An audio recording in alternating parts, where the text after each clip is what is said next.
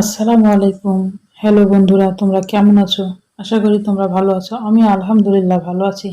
আজকে তোমাদের জন্য একটা নতুন পিঠা নিয়ে হাজির হলাম। চুষি পিঠা, দুধ ছাড়াই চুষি পিঠা। দেখেই বুঝতে পারছো আমার তৈরি করাটা। তাও আবার সুজি দিয়ে। চলো শুরু করি। 1 কাপ পানি নিলাম করে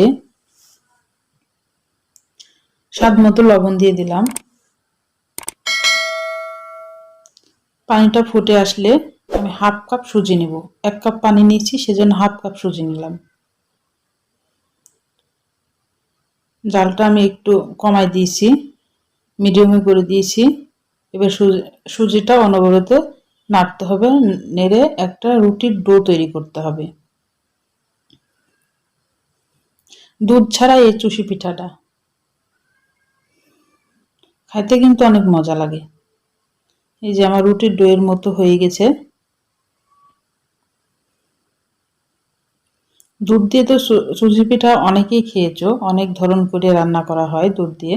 এটা দুধ ছাড়া চুষি পিঠা, তাও আবার সুজি দিয়ে, চালের গুঁড়ি না, ময়দা না, সুজি দিয়ে। আমি 1 চামচ ঘি দিলাম। ভালোভাবে রুটির ডো এর মতো করে ওটাকে মেখে নিলাম। আমার মাখাটা এরকম হয়েছে, এইভাবে মাখতে হবে। এবার আমি বেলনার যে পিঁড়ি রুটি বানাই ওই পিঁড়ি নিলাম, আর একটা থাল নিলাম, সাথে একটু ময়দা ছিটিয়ে দিলাম। এখানে চালের গুঁড়িও দেওয়া যায়, ময়দা থাকলে ময়দাও দেওয়া যায়, আমি ময়দা দিয়েছি। এবার চুষি পিঠা যেভাবে তৈরি করে আমি সেভাবে তোমাদেরকে দেখাচ্ছি, দেখো। যারা জানো তারা তো পারোই, নতুনেরা তো অনেকেই পারো না। যে এইভাবে হাতের তালু দিয়ে এটাকে এভাবে কেটে 2 আঙ্গুল দিয়ে কেটে আবার আর একটা ধরনের করে দেখাচ্ছি। এবার একটু একটু করে নিবা ছিঁড়ে, আর একটু করে দুইটা এভাবে করে থালে ফেলে দিবা। এই যে আমার চুষি পিঠা আমি একটু মোটা মোটা করে করেছি।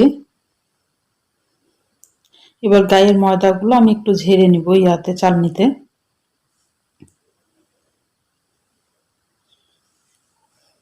একবার করে খেয়ে দেখো, ভালো লাগে। এই পিঠাটা অনেক মজা লাগে। দুধেরও তো মজা লাগেই, কিন্তু দুধ ছাড়া যে চুষি পিঠা হয়, এটা আসলে দেখে তোমরা করে খেয়ে বলবা কমেন্টে যে আসলে কেমন লাগলো। আমার তো খুবই ভালো লাগে, আমার পরিবারের লোকও খুব পছন্দ করে এটা। এবার তেলে আমি ভাজতে চলে এসেছি। আমি তেলে এবার দিয়ে দিলাম, তেলটা ভালোভাবে গরম করে নিয়েছি।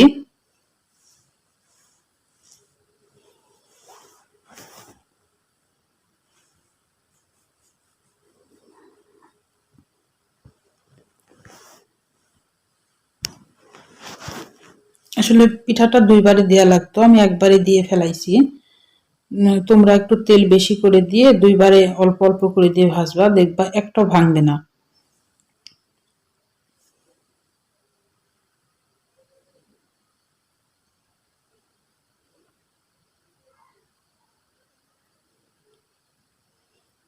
লাল করব না, সাদাই থাকবে। খালি জাস্ট একটু ভেজে নেব, কাঁচা ইয়াটা যেন আর চলে যায়। যে ভাজা হয়ে গেছে, দেখো আমি লাল করি নাই।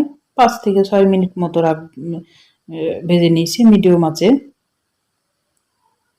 আমি 2 বারে দিলে আমার কয়েকটা পিঠা ভেঙে গেছে, ভাঙতো না। অল্প অল্প করে ভাজলে সুন্দর থাকে। আমি দিয়ে ফেলাইছি যেহেতু ভেঙে গেছে। তোমরা ওইভাবে করবা না, তোমরা অল্প অল্প করে দিবা। তোমাদের শেখানোর জন্যই তো আমি রান্না করছি, তাহলে আমি একটা ভুল করছি বলে আমি ওটা কি বলে দিব না? অবশ্যই বলে দিব। এবার আমি চিনি দিলাম, যে যে কাপে সুজি মেপে নিয়েছি সে কাপেই চিনি দিলাম। যতটুকু সুজি নিয়েছি ততটুকুই চিনি নিয়েছি, ততটুকুই পানি, মানে 1/2 কাপ সুজি, 1/2 কাপ চিনি, 1/2 কাপ পানি। বাস পানিটাকে এবার চিনির সাথে পানিটাকে গলিয়ে নিব। তোমার কোনো 1 তার 2 তার কিছুই করব না, তাহলে চিনিটার সাথে গলে যাবে। কোনো মানে চ্যাটচ্যাটা ভাবও হবে না। আর প্লিজ আমার রান্নাগুলা যদি তোমাদের ভালো লাগে আমাকে সাবস্ক্রাইব করে দিও, আমার পাশে থেকো, লাইক করে দিও, কমেন্ট করো, কমেন্ট করে জানায়ও আমার রান্নাগুলা কেমন লাগে। আর বেশি বেশি শেয়ার করে দিও, পাশে থাকা বেল আইকনটাও ক্লিক করে দিও। এই যে আমি এবার দিয়ে দিলাম। বললাম না আমার কয়েকটা ভেঙে গেছে, নাহলে অল্প অল্প করে ভাজলে একদম সুন্দর হয়ে থাকে। এটা যেহেতু নরম সফট জিনিস। দেখো চিনির রসটা কতখানি আছে। 20 মিনিট পর আমি তোমাদের দেখাচ্ছি। দেখো কিভাবে চিনির রসটা টেনে নেয়। এবার ঢাকনা দিয়ে ঢেকে দিব।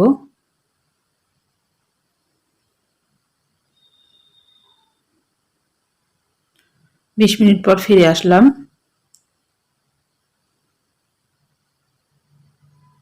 দেখো চিনির রস একটুও নাই, সব টেনে নিচে।